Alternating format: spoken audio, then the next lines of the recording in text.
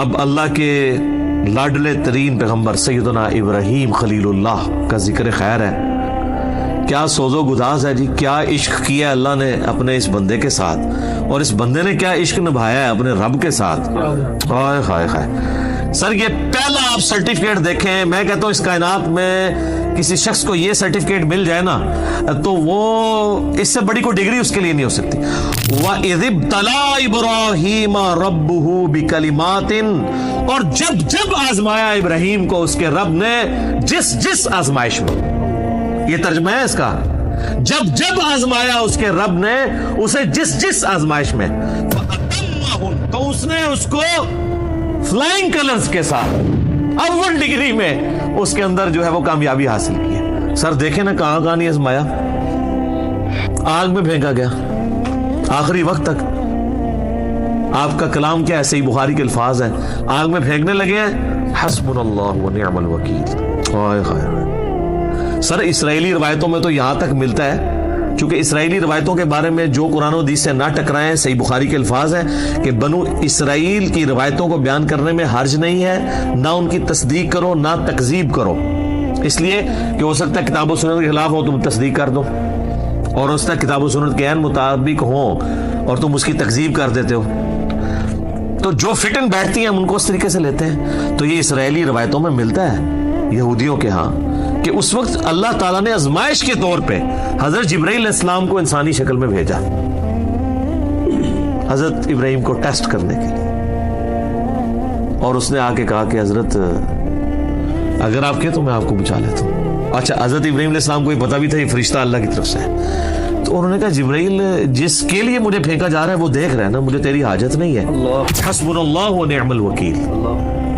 اور یہ مجھے بالکل حضرت ابراہیم کے کریکٹر میں فٹ ان بیٹھتی ہوئی یہ بات لگتی ہے کہ واقعی ایسا ہوا ہوگا. ابراہیم علیہ السلام اتنے خوددار تھے اس حوالے سے کہ انہوں نے جبرائیل کو بھی ایکسپٹ نہیں کیا.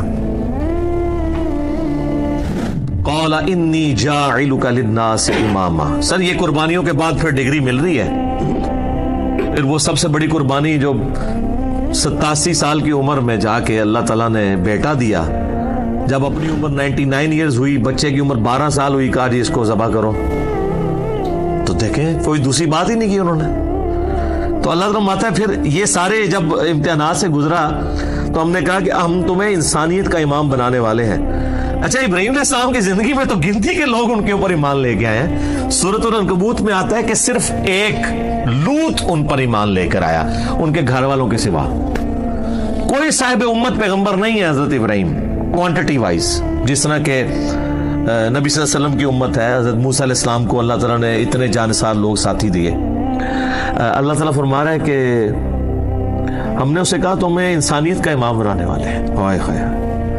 تو ابراہیم علیہ السلام کہتے ہیں قال ومن ذریتی, تو یا اللہ جو میری اولاد ہے وہ بھی ہوگی. جواب کیا انٹلیکچوئل ہے, مختصر جواب ہے اور کمال کا. اللہ نے کہا قال لا ینال عہد الظالمین, میرا عہد ظالموں کے لیے نہیں ہوگا. یعنی جو تیرے پیروکار ہوں گے نا ان کو تو امامت مل جائے گی.